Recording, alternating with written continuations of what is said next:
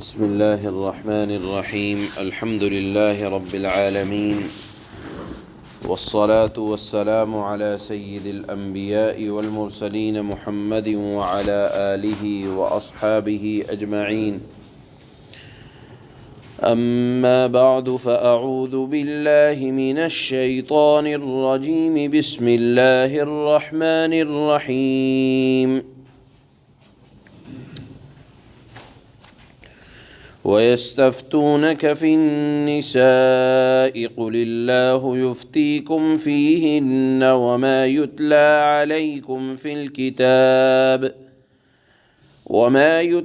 عليكم في الكتاب في يتامى النساء اللاتي لا تؤتونهن ما كتب لهن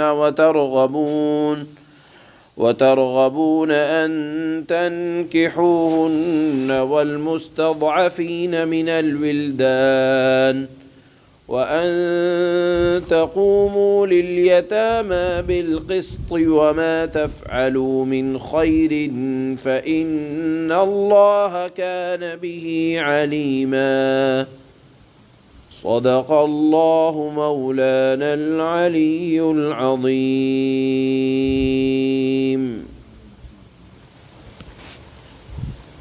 اسلام سے پہلے عورتوں کو معاشرے میں ایک کم تر مخلوق سمجھا جاتا تھا اور بہت خراب نگاہ سے لوگ دیکھتے تھے.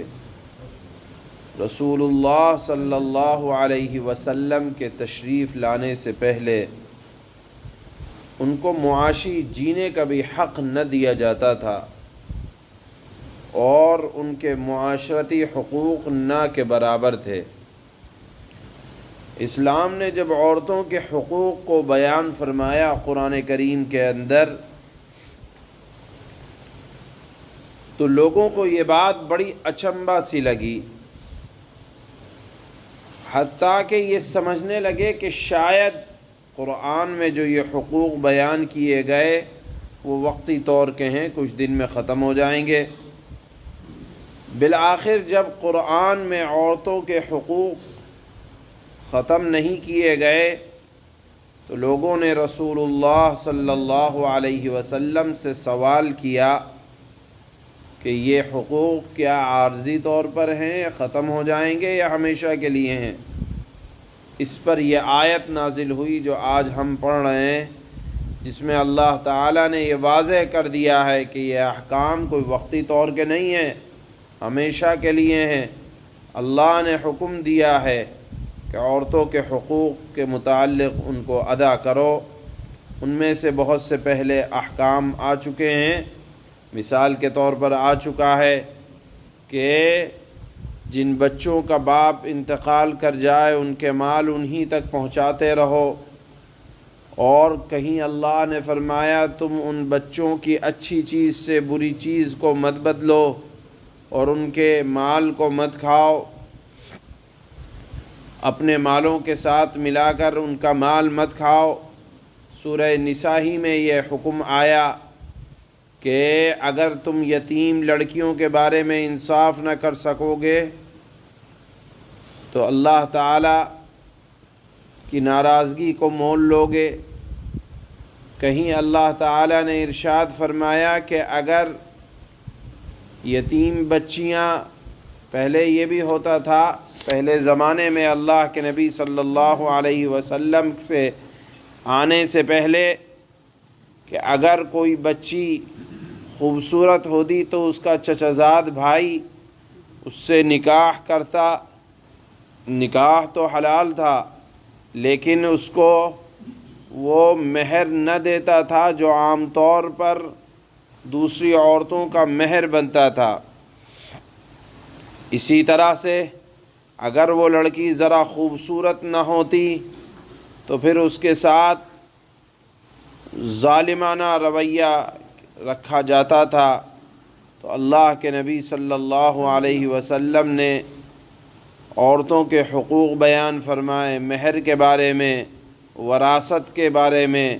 تو یہ چیز اس معاشرے میں بڑی اچنبھی سی لگی ان لوگوں نے اللہ کے نبی سے پوچھا، اللہ کے نبی نے فرمایا کہ دیکھو عورتوں کے حقوق یہ اسی طرح برقرار رہیں گے، وہ اگر یتیم بچیاں ہیں تو یتیموں کے جو حقوق ہیں وہ برابر سے انصاف کے ساتھ ادا کرو، اور اگر عورتیں تمہاری زیر کفالت ہیں تو اللہ تعالیٰ نے جو ان کے حقوق بیان کیے ہیں وہ برابر رہیں گے، اور یہ حکم ختم ہونے والے نہیں ہیں جو سورہ نساء میں وراثت کے یا حقوق کے متعلق عورتوں کے اللہ نے بیان فرمائے ہیں۔ فرمایا یہ عارضی نہیں ہے بلکہ ہمیشہ کے لیے ہیں۔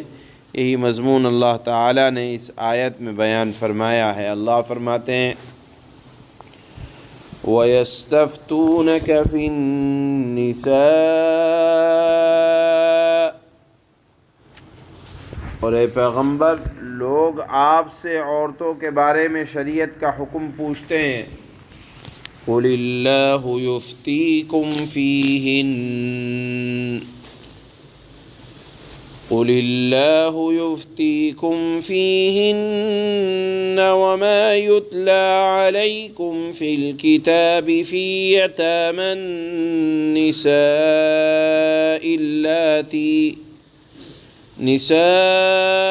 اللَّاتِي لَا تُؤْتُونَهُنَّ مَا كُتِبَ لَهُنَّ وترغبون أن تنكحوهن والمستضعفين من الولدان وأن تقوموا لليتامى بالقسط۔ اے نبی لوگ آپ سے عورتوں کے بارے میں شریعت کا حکم معلوم کرتے ہیں۔ آپ فرمائیں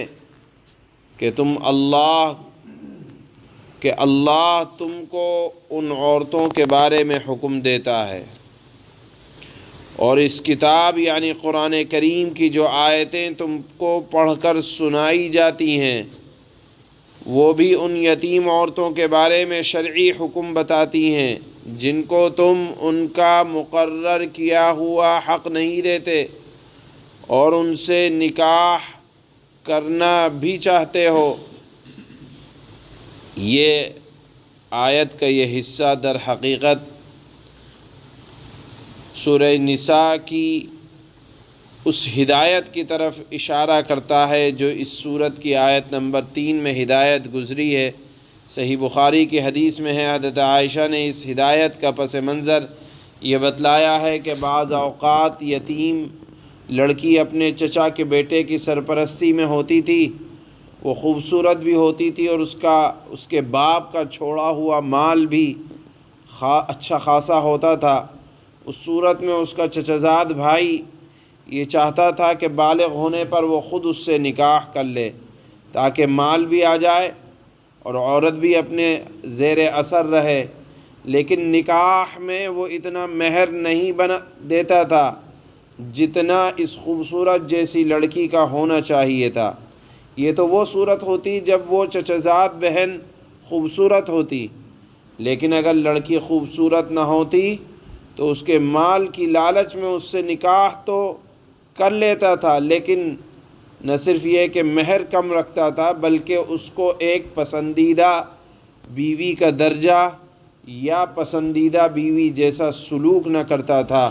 تو اللہ تعالیٰ نے یہاں ارشاد فرمایا کہ تم ان کا مقرر شدہ حق نہیں دیتے، لہذا فرمایا کہ ان کا مقرر جو تم نے حق مہر باندھا ہے وہ ادا کرو، اور اس جیسی عورت کا جو حق ہوتا ہے وہ حق ادا کرو۔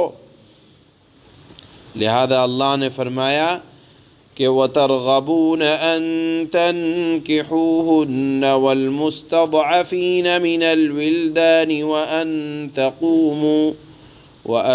تَقُومُوا لِلْيَتَامَى بِالْقِسْطِ۔ نیز کمزور بچوں کے بارے میں بھی حکم بتاتی ہیں اور یہ تاکید کرتی ہیں کہ تم یتیموں کے خاطر انصاف قائم کرو، اور تم جو بھلائی وما تفعلوا من خير فإن الله كان به عليما، اور تم جو بھلائی کا کام کرو گے اللہ تعالیٰ کو اس کا پورا علم ہے۔